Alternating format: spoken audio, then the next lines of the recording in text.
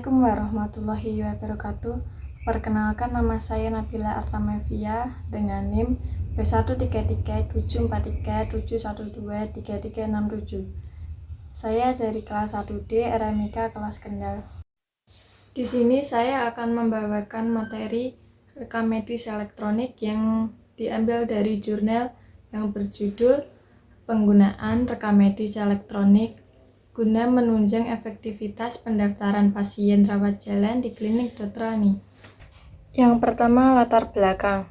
Rekam medis merupakan berkas yang berisikan catatan dan dokumen tentang identitas pasien, pemeriksaan, pengobatan, serta tindakan lain kepada pasien selama mendapatkan perawatan di penyedia layanan kepada pasien baik rawat inap maupun rawat jalan.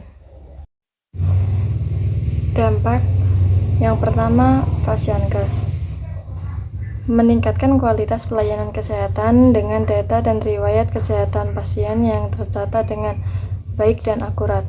Pelayanan menjadi lebih tepat sasaran dan sesuai dengan kondisi medis pasien. Ini dapat meningkatkan akurasi diagnosa dan efisiensi waktu pelayanan. Yang kedua, SDM kesehatan memudahkan kerja sama antar tenaga medis dan kesehatan lainnya. Dengan RMI, informasi pasien dapat diakses dan dibagikan secara real-time dari berbagai layanan dan profesi, sehingga mendukung pelayanan yang terkoordinasi dan terintegrasi. Yang ketiga, masyarakat memudahkan masyarakat untuk mengakses riwayat kesehatannya dimanapun dan kapanpun. Mereka tidak perlu khawatir data kesehatan pribadi hilang atau rusak. Analisis masalah. Penumpukan data yang sama. Terdapat masalah penumpukan data yang sama tentang diagnosa dan rekam medis yang berulang-ulang. Hal ini dapat menyebabkan kerumitan dalam pengelolaan data pasien dan memperlambat proses pelayanan kesehatan. Lalu, keluhan pasien tentang pertanyaan yang sama. Pasien mengeluhkan bahwa mereka harus menjadi pertanyaan yang sama setiap kali mereka berkonsultasi dengan dokter atau menerima diagnosa. Hal ini menunjukkan adanya ketidakefisienan dalam pengelolaan informasi pasien antar unit layanan kesehatan. Standar hukum. Undang-Undang Republik Indonesia Nomor 36 Tahun 2009. Undang-undang ini menyatakan bahwa kesehatan adalah keadaan sehat secara fisik, mental, spiritual, dan sosial yang memungkinkan setiap orang untuk hidup produktif secara sosial dan harus mematuhi standar keamanan dan kerahasiaan data pasien yang diatur dalam undang-undang tersebut. Lalu, Peraturan Menteri Kesehatan Republik Indonesia Nomor 269 Menkes per 3/2008.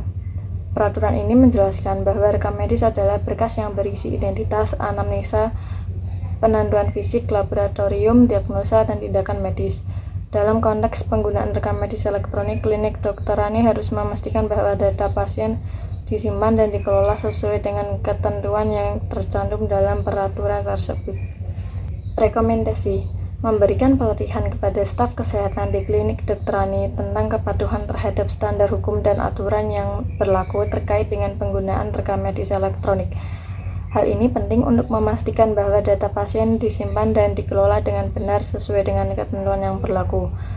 Lalu, melakukan evaluasi rutin terhadap sistem rekam medis elektronik yang digunakan di klinik Dr. Ani untuk memastikan keamanan, kerahasiaan, dan integritas data pasien. Pembaruan sistem secara berkala juga diperlukan untuk mengikuti perkembangan teknologi dan standar keamanan informasi kesehatan yang terbaru. Lalu kesimpulan, implementasi rekam medis elektronik di klinik Dr. Ani memberikan berbagai keuntungan seperti kemudahan dalam menginput data pasien, efisiensi dalam analisis data, penghematan biaya, dan kemudahan dalam pelaporan. Perencanaan strategis penggunaan RMI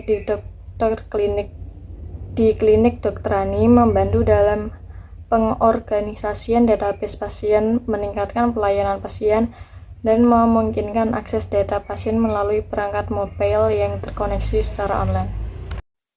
Ini referensi yang saya ambil. Sekian dari saya. Wassalamualaikum warahmatullahi wabarakatuh.